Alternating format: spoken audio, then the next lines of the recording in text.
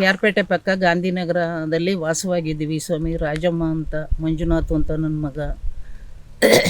ನಾವು ವೈರ್ ಬಂದಿರೋದ್ರಿಂದ wire cut ಮಾಡೋದು ಮತ್ತು ಈ ತೆಂಗಿನ ಸಸಿ ಕಬ್ಬೆಲ್ಲ 10 ಲಕ್ಷದ್ದೆಲ್ಲ ಲುಕ್ಷಣ ಆಯ್ತಾ ಇದೆ. ನಮ್ಮ ಪೈಪ್ಗಳನ್ನೆಲ್ಲ ಮುರಿದಾಗ್ತಾನೆ.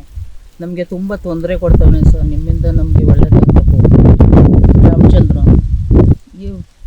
ಯಾಕೆಂದರೆ ಇದೆಲ್ಲ ನಮಗೆ ಸೇರಬೇಕು ಅಂತ ಎಲ್ಲ ಉಲ್ಟಾ ಮಾಡ್ತಾ ಇದ್ದಾನೆ ಸರ್. ಅವ್ನು ರಾಜಕೀಯಲ್ಲಿದ್ದಾನೆ ಮತ್ತು KB ಕೆಲಸದಲ್ಲಿದ್ದಾನೆ. ನಮ್ಗೆ ಹಿಂಗೆಲ್ಲ ತೊಂದರೆ ಮಾಡ್ತಾವನೆ ಸರ್. ನಿಮ್ಮಿಂದ ನಮಗೆ ಒಳ್ಳೇದಾಗಬೇಕು ಸರ್. 3ನೇ ಸರ್ವೆ ನಮಗೆ ಏನಕ್ಕೆ ಮಾಡ್ತಾವನೆ ಅಂದರೆ ಹೊಟ್ಟೆ ಊರಿಗೆ ಮಾಡ್ತಾವನೆ ಸರ್. ನಮಗೆ ಅವನ ಮುಂದ್ಗಡೆ ನಾವು ಬದುಕக்கூಡ್ದು. ನಾವು ತಾಯಿ ಮಗ ಇಬ್ಬರೇ ಇದ್ದೀವಿ. ನಮ್ಗೆ ತೊಂದರೆ ಕೊಡ್ತಾವನೆ ಸರ್.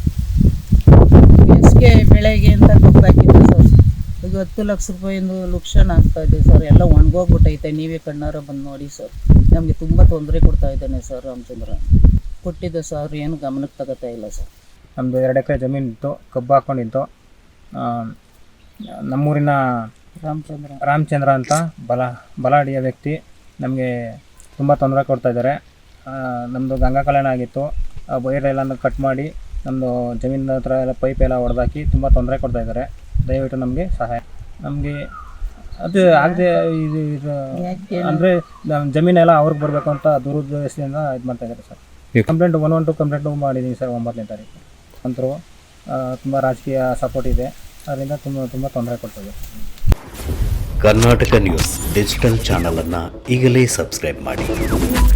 ಧನ್ಯವಾದಗಳು.